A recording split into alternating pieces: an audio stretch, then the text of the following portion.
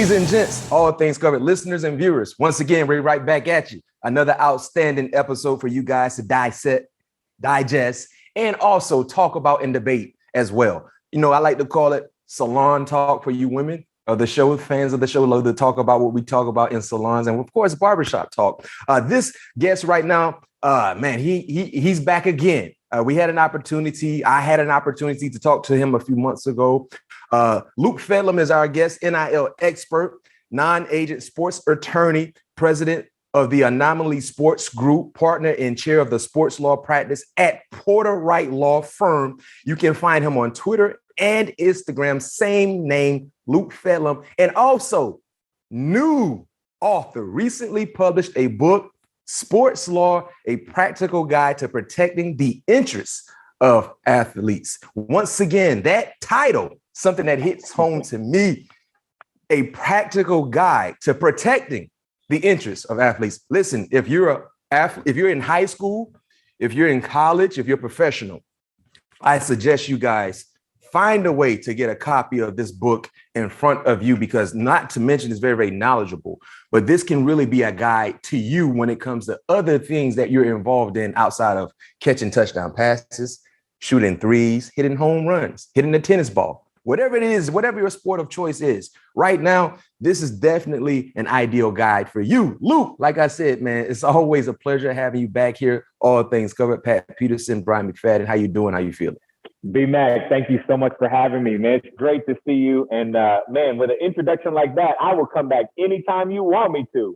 Oh, no question. You family, and man, so much we can dissect and talk about with you when it comes to the world of sports and college. But let's talk about this book. Man. And what, number one, what prompted you to write a book? I got to be honest with you. I never thought that I was going to write a book. I'm all about let's do the work. And PLI, Practicing Lawyer Institute, reached out to me. It's a big publisher in the legal world. And they reached out about putting together a sports law book, a sports law treatise.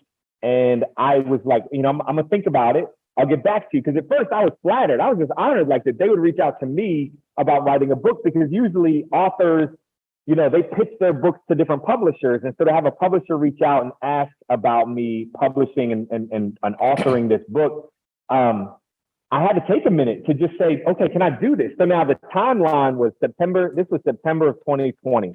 Mm-hmm. And we were in the middle of the pandemic. And I just remember I got to give props to my wife, because after the calls, we had some calls, we talked about it. I ended up talking to my wife, and I was just kind of debating, because I was like, do I really want to commit to writing a book? That's a commitment, BMac. I'm telling you, it is a commitment.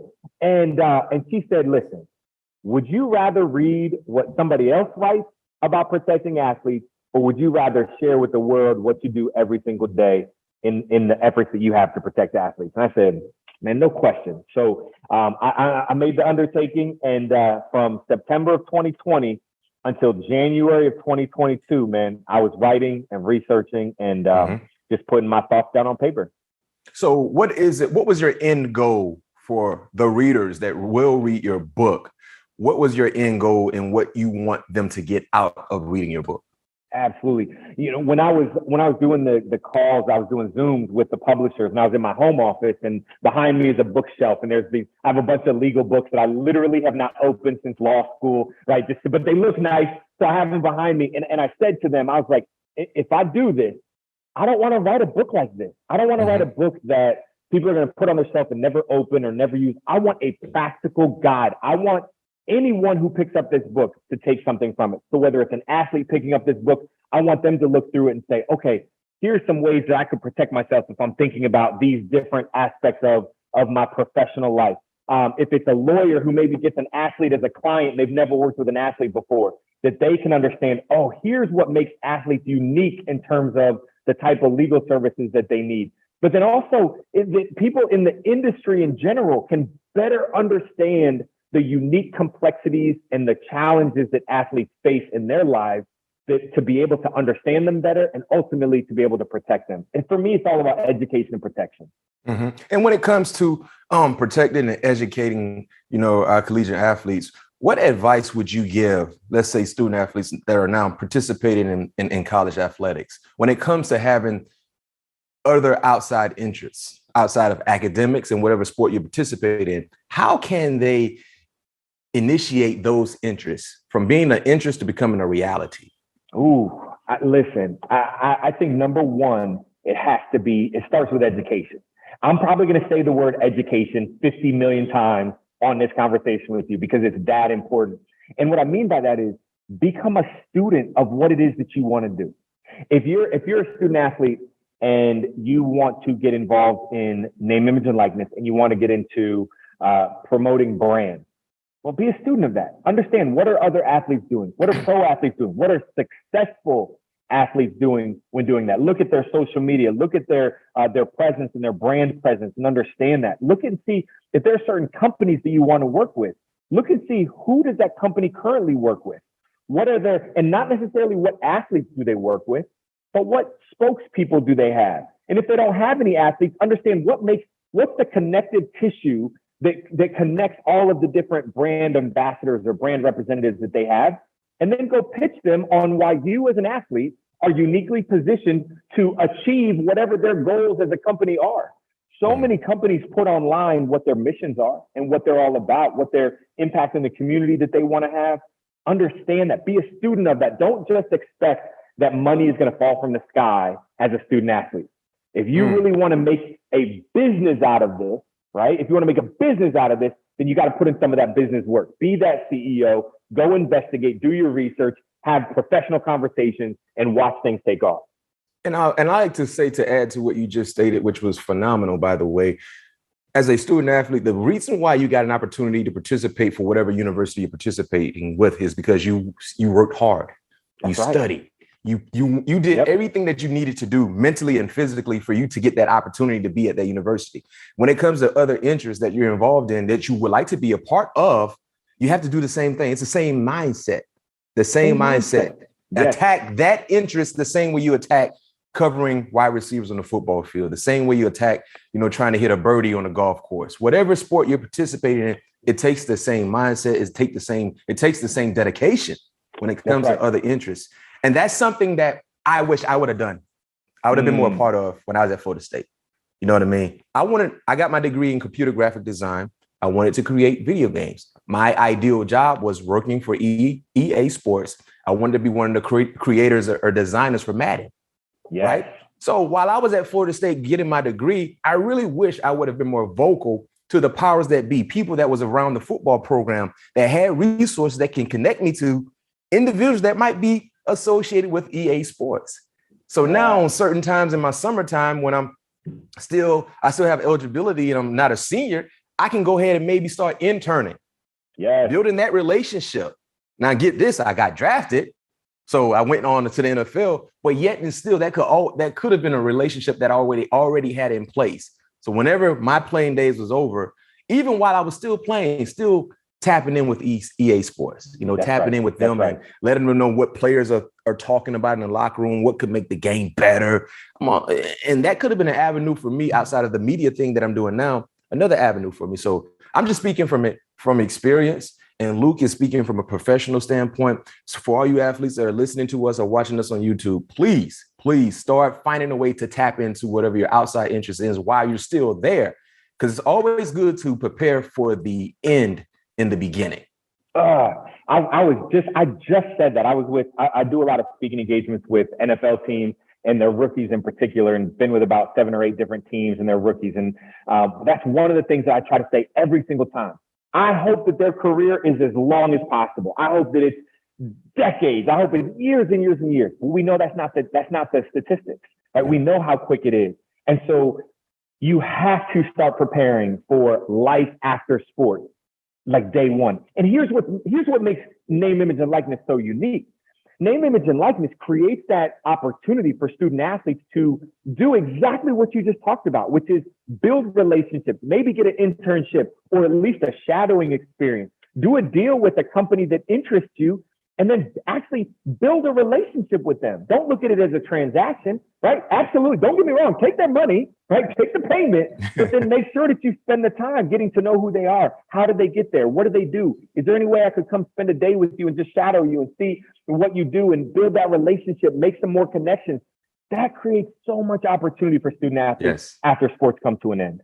No question. And this is why our listeners and our viewers should tap in and go get the book, because there clearly is more to talk about. But Luke puts everything in his book, Sports Law, A Practical Guide to Protecting the Interests of Athletes. It's not just about for athletes, it's about parents. What about parents that have, up and coming children in their household that will potentially get to this level? They need to understand how they can protect their outside interests outside of doing what they are called to do when it comes to the athletic realm. So let's talk about the most recent, big news, I guess, when you look at the impact of seeing some of these major universities in their decision to change conference. And what does it mean for everyone involved, from the current players to future recruits, based on what we're seeing with some of these changing of the guards, to say the least, Luke, from teams jumping ship, leaving one conference, joining another? Yeah, you said it, right? Big news, Big Ten. I mean, just incredible news that we've heard here recently. And when we think about this conference realignment, I think is the formal way that people are referring to it. But ultimately, schools are leaving their conferences and going to other conferences. And part of the reason why, the main reason why is the money. And we get that. And so from a school's perspective, especially, let's look at UCLA. UCLA having a deficit, their athletic department, Martin Jarman, their athletic director, has talked very openly about the financial challenges that their athletic department was facing. And this move to the Big Ten helps to shore that up, not just, in terms of just making more money, but they were losing money and were potentially going to have to cut teams. So now you've got teams that don't have to get cut, student athletes that won't be affected by that. And what he adds and what he talks about is now we're going to be able to actually invest in those programs. So whereas before we were just trying to hold on and keep all of our programs, now we're going to have the resources to be able to invest.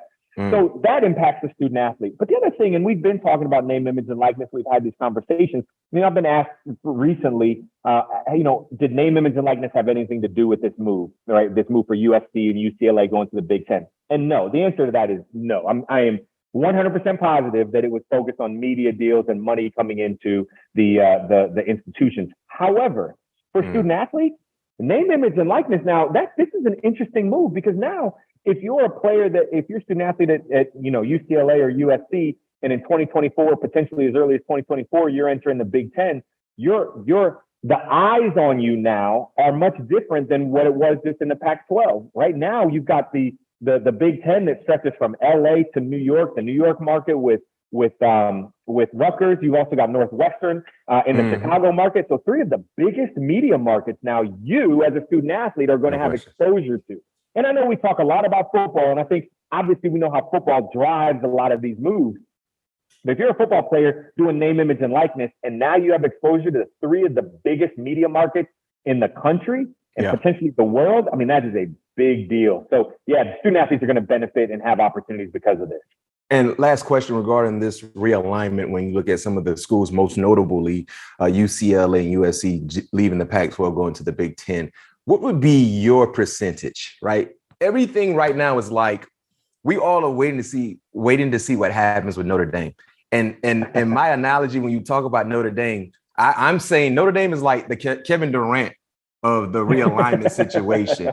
Nothing is happening until KD signs with the team. Like no one else, no other big name player is being moved until KD is moved, and then everything else will follow. What's the likelihood, if you can give a percentage from your personal opinion, what's the likelihood of Notre Dame just leaving from being an independent brand to 100% joining the Big Ten? If you can give us a percentage, just your opinion. Yep, I say 51%.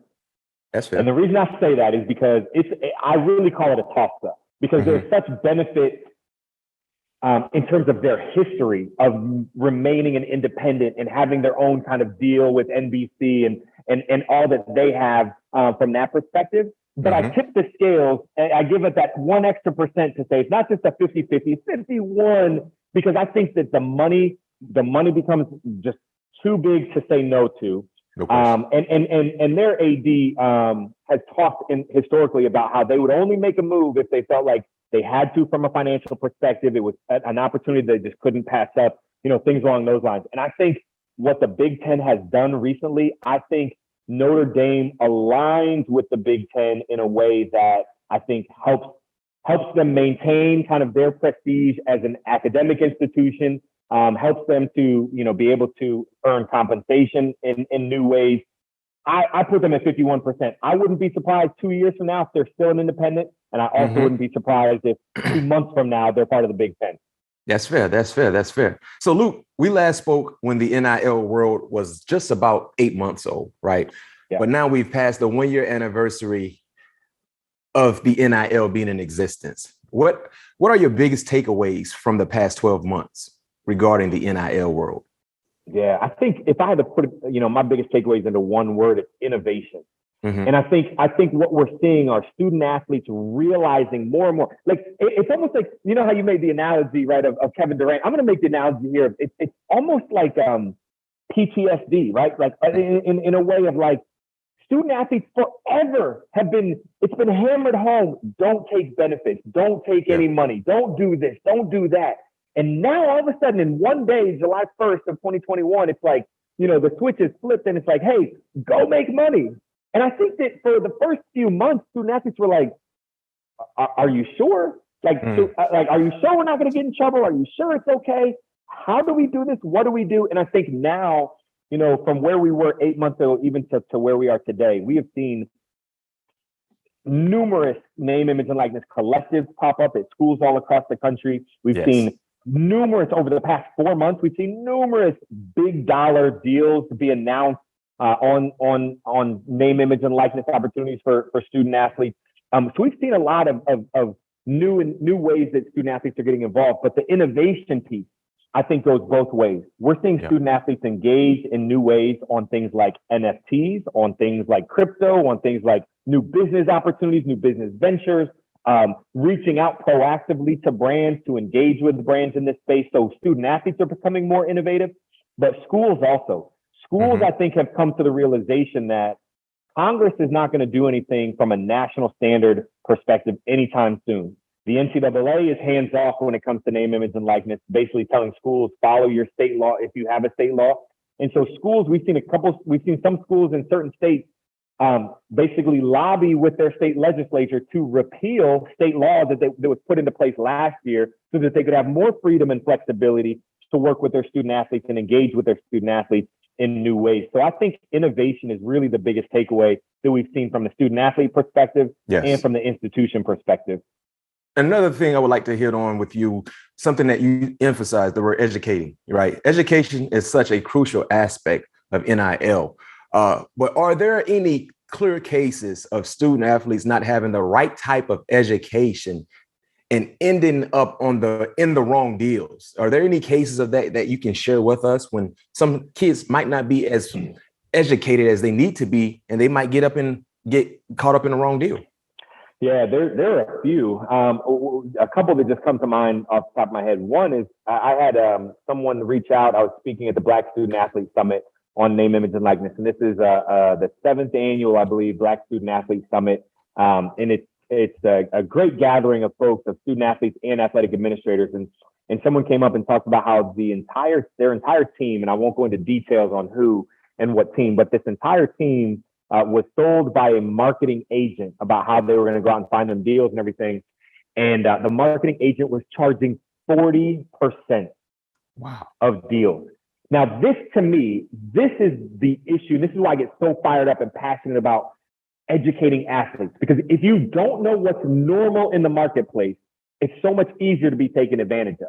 So you've got to be educated on what normal is. You've got to know, someone has got to educate you to say, hey, 20% is the most you should ever pay to a marketing agent. In fact, you could take that 20% and then negotiate down if you wanted to. If they really want to work with you. Hey, look, repeat that again. Yes. Repeat that sentence again so they can hear it. Absolutely. So the people in the back, listen, 20% is the most you should pay to a marketing agent. They call it the industry average. It's really the industry norm. That's like what's normal in the industry. Negotiating a better rate than that, 15%, 17.5%, 10%, that's something that you can negotiate. But if you're somebody that comes and says they're charging you 40%, they're just simply taking advantage of you. Yes. So we've seen that. And then we've also seen another situation where this is with a group of gymnasts where a financial person started working with a group of gymnasts who were making some money in name, image, and likeness. And the mom of a gymnast, introduced that financial person to other moms of other gymnasts and things like that. So the financial folks started working with them and just started taking advantage of the student athletes. Wow. And that's where it's so hard because all of this is brand new. But you've got to be educated on, doing the due diligence or the investigation and analysis of the people that want to work with you, and then making sure that you're monitoring them for ongoing, right? It's not just a one-time thing like, oh yeah, this is a great agent, I'm going with them, or this is a great financial advisor, I'm going with them, and now I can forget about it. No, you've got to stay on top of them to make sure that they're not doing the wrong things and that they are doing what they're supposed to be doing for you. Yes. Good information. Why is chasing the money not always the best approach in terms of getting an NIL opportunity? Chasing the money. Yes. Listen, I ask this question of student athletes quite frequently. I ask them, like, how many people have said no to money? Like seriously, how many people have said no to money? And not a lot. Not a lot. Now, there have been some, and what's interesting is the few that have either said they didn't trust, they knew right away they didn't trust the person. So great, go with your gut. If you do not trust someone, do not sign a deal with them, right? Yes. Period. If you don't trust them, don't sign a deal, because it's not going to get better, right? If you don't trust them from the beginning, there is a high likelihood you're not going to grow to trust them over time. But then the other piece of people that said, I've said no to money, and this shocked me the first time I heard it. I hadn't thought about it, but it made perfect sense. And then I started hearing it a few other times, which is from women student athletes who have the following that isn't necessarily the following on social media that they're looking to engage with. And what I mean by that is, in particular, some sports, depending on the sport that you play, for women student athletes, their uniforms are sexually suggestive, right? Mm-hmm. And so if they post pictures of themselves and things like that, some of them have told me how they've ended up getting a following of people that aren't necessarily the following that they're looking for. And so some have had deals where they have been requested to do, either suggestive things or do photo shoots that they're not comfortable with. And so they've said no. And I think that's important. Broadly speaking, student athletes, you should say no. It's not good to follow the money if it's something that's going to jeopardize your brand or your long-term success. Yeah. Right? If it's something that people are down the road are going to look at it and look at the posts that you make, or, it takes away from kind of what you want people to know you to be and who you want them to know you to be, then just say no. It's okay to say no to deals to protect your brand, because ultimately, if you have a longer term plan for what you want to do, whether that's playing professionally or whether that's going on and having a professional, just a corporate professional career, a business career, make sure that you are being true to yourself and being true to your authentic self before you sign any type of deal. Yeah. So what's the biggest thing a high schooler should know versus what a current college athlete should know? Yeah. So at the high school level, you got to make sure, number one, that you're eligible to participate in name, image, and likeness. So right now, there are about 10 to 12 states where the high school athletic associations have approved their student athletes participating in name, image, and likeness. So that means in those 10 to 12 states, if you're in high school, you can benefit from NIL deals right now. That's right. Okay. Right now. And so there are, and then if you're what are those states, real quick, Luke? Do you know those states? So off the top, here's some of them. So California, New York, New Jersey, I want to say Nebraska, and a few others on top of that. So right off the top, those are some of the states that are like, yes. There are some states where it's under consideration. So states like Nevada, Pennsylvania, and a few others, actually a handful of others, are considering it right now. And we may see over the coming months those rules change. But if you're a student athlete at a private high school that does not fall under that state's public high school athletic association for competition purposes, for state championship purposes, then you also can participate in name, image, and likeness as long as your school allows it. So there we're talking about the schools like the IMGs, the Oak Hills, the Sunrise Christian Academies, those schools that don't fall under a public high school athletic association, they can also participate. So first, if you're in high school, you got to know whether or not you can participate. And if you can, here's the thing. You're most likely under the age of 18. So you can't sign contracts without having a parent or guardian sign the contract. So Correct. you want to make sure that you engage your family in this conversation. Or if you don't, some student athletes don't trust their families. I mean, it's just a reality. Yeah. I've dealt with that with some athletes. If that's the case, whoever it is that you trust, make sure that you understand what it is that's being put in front of you before you sign it. Mm. And at the college level, to be honest with you, the advice is pretty similar, right? Which is understand a deal before you sign it. I know, and here's the thing, I have talked to so many football, basketball, wrestling, baseball, so many student athletes at the college level that are like, yeah, I signed that deal. I didn't read it, but I wanted to make the money. Yeah. I hear you. I know you want to make the money, but you've got to treat this like a business and understand, what are you giving up? Not just what are you doing, but what are you giving up? How are they going to use your name, image, and likeness? How are they going to use images of you? For how long can they use those images? All these things are important to understand before you sign a deal. Wow. I mean, that's the thing too, as well. I think a lot of people just assume that high schoolers can benefit from NIL deals. No, you have to have that right, whatever state it is you're participating in. What type of programs are in place for these athletes, and what more can be done to kind of keep everyone on the same page? And most importantly, like you said, making sure players, athletes don't get involved in something they shouldn't be involved in. So different schools at the college level take a different approach.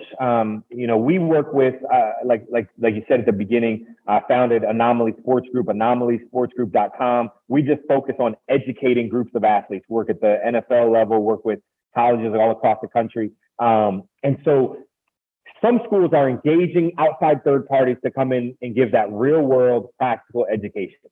That's what we do, right? We come in and we're independent, unbiased. We're not selling anything. We're here solely for the student athlete to learn how to protect themselves. Some schools are also partnering with their business schools or their law schools on campus to try to help make sure that athletes are protected. But here's what I say. At the end of the day, if you're the athlete that's listening to this podcast, and whether you're an athlete at the college level, at the pro level, or even at the high school level, if you're going to engage in a way in which you make money off of the licensing of your name, your image, your likeness, then you have got to approach it like a business. Understand it like a business. Take the time to have conversations with a lawyer who understands this space, or with a business person who understands this space. Soak that up. I told you I was going to say education repeatedly, and I've got to say it here again, because if you take the time to know what it is that's happening around you, then you're much more likely to be successful in doing it. There are a ton of business opportunities now. But with those business opportunities come business responsibilities. And you want to make sure that you understand the responsibility side of it so that you don't get taken advantage of. Here's an example to make it even more clear. Offense and defense, right? Offense and defense. So when you think about name, image, and likeness, offense is, I got to go out, find that deal. I want to go, get my social media following up. I want to go make sure that my images of me and my brand are getting out there in the marketplace. That's offense, because that's helping me get the deal, right? But don't forget about the defense. Offense sells tickets, defense wins championships. No question. And the defense is you coming in being able to say, I understand how a contract works, or at least I understand what I should be looking for. I understand you as a company want to use my name, my image, and likeness in perpetuity. But guess what? I found out what in perpetuity means, and it means forever. So no, you can only use my name, image, and likeness for this period of time. Or understanding the taxes side of things and the fact that I'm going to have to pay taxes. So you got to get the defense, the education of the business side of this in order to really be successful in this space. Good info. Last question for you before we let you go, Luke. What does year 2 of name, image, and likeness look like, in your opinion? Yeah, I think name, image, and likeness in year 2 looks much more like schools, athletic departments getting more involved in NIL. When you have this conversation, I could ask that exact same question to athletic directors, to athletic administrators all across the country. And the response is usually, we don't know. We don't know what it's going to look like in year 2. But here's the deal. Schools, student athletes, we who are participating in the space, we determine what NIL is going to look like in year 2. And so I think we're going to see schools more and more get involved in participating in the preparation of their student athletes for name, image, and likeness, helping them engage in name, image, and likeness and understand it more. I think we're going to see student athletes become much more creative and innovative in how they engage in name, image, and likeness. I think we're going to see much a lot more business discussions and business decisions made by student athletes to engage in different ways.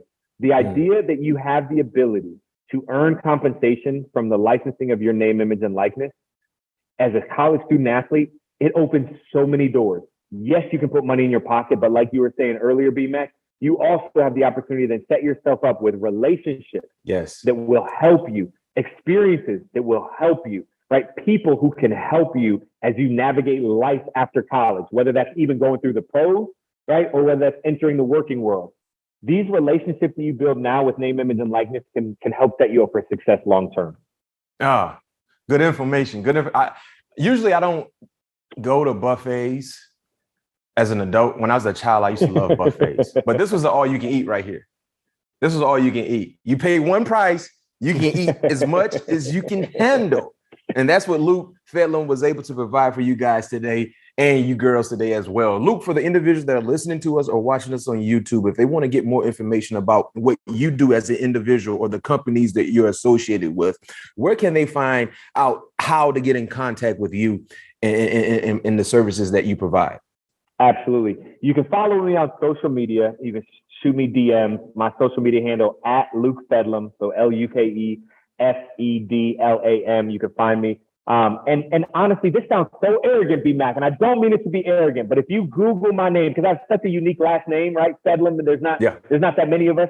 So if you Google Luke Fedlam, you will find like my website at our law firm. You'll find stories and articles that I've been a part of, and you can find a whole lot of information. And if you go to anomalysportsgroup.com, you will find a media tab where you can look at media. You can see a lot of webinars that we've done, where we've educated folks, listeners on different topics related to name, image, and likeness. You'll find all the information that you could possibly want and probably some information you didn't even know that you needed. But once you listen to it, you're like, oh, I'm glad I got that.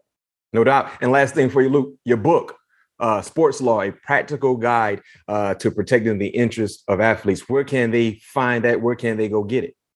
So absolutely. If you go to PLI, which stands for Practicing Law Institute, PLI.edu, and type in sports law, you'll find it. I will tell you, this is a disclaimer. Here you go. I'm not trying to stop myself from selling books. Please go out and buy the book. The book is expensive, and it's expensive because it's like a legal treatise. It will be used by professors in sports law classes. It will be used professionally by lawyers in providing those services. But it is definitely something that's worth checking out. There's a lot of really good information in there. Feel free to reach out to me on social media as well. I always love educating, so if I can help in any way, I'm happy to. No question. A man that truly loves what he does. That's why it doesn't feel like work. That's right. I'm in the same boat. I don't work a day in my life. I just get there and talk. And they pay me to do it. I can't complain at all. Hey, I can't complain at all. But Luke Fedlam, thank you for joining us once again. All things covered. Patrick Peterson, Bryant McFadden. Another outstanding, candid conversation with one of the best to do it in this game when it comes to NIL information, when it comes to educating and opening doors for you guys to be able to walk through for a long, long time. Luke Fedlam, thank you for joining me again. Bryant McFadden, Pat Peterson, All Things Covered. See you when we see you.